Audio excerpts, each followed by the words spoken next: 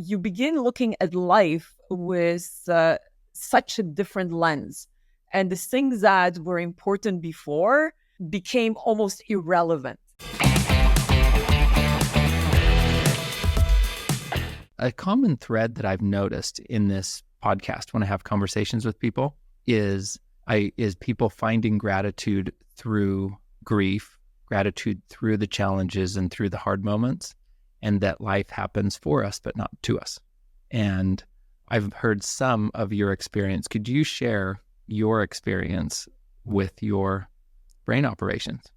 Yes, of course. And it's so spot on what you're saying. I know that we all have invisible scars. Yeah. So when you would look at me without actually knowing what happened in the last couple of years, when I do share the two brain adventures, as I call them, people are very, very shocked and surprised, particularly because of how I use this to reshift my focus and attention in areas that I was more drawn to.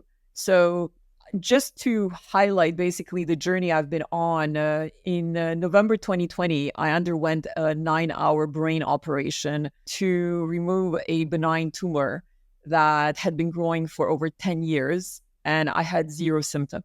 So as you can imagine, being super healthy to get such a diagnostic was quite a shock. And I just feel very blessed. And again, back to gratitude, despite the multiple meetings and conversations with neurosurgeons from all over the world that were looking at my scans, and we were deciding, okay, who do I actually trust to operate on my brain? Because you only have one chance to do this right. As soon as they open the brain, and in my case, they open the brain back here, you're literally in a total state of surrender. And I often say that the 9 most important hours of my life, I slept throughout them 100% because I surrendered 100% to the neurosurgeon and the medical team that was in the operating room. And I went in with a belief that I would wake up and continue this journey and be able to smile, because the other reality that was that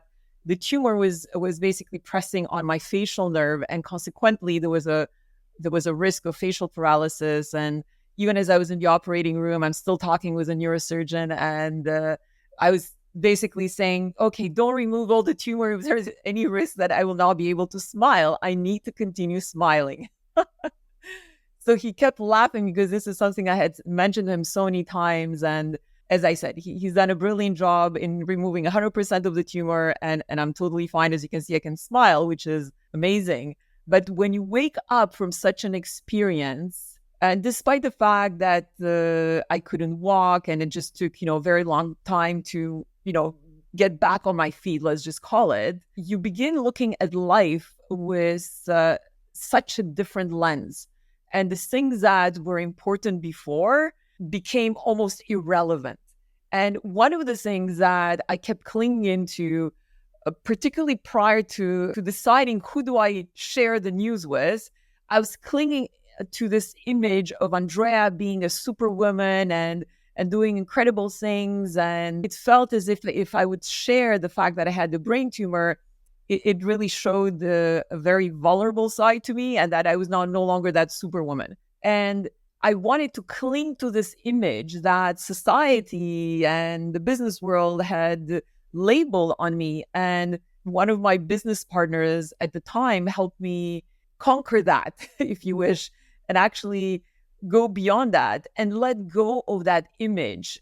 And this was such a beautiful gift that he gave me, because I had so much struggle to let go of that image. But actually today, as I look at my life and I look at Andreea before the operation and Andreea after the operation, it's almost like I'm not two different people, but I have a very, very different view on life and what's important. And it has truly transformed many of the choices that I make today, personally, professionally, and as I said, it's one of the biggest gifts in my life that I'm tremendously grateful for. Yeah, it's an incredible story, especially as I see you smile. I mean, your smile is, you can't stop looking at it.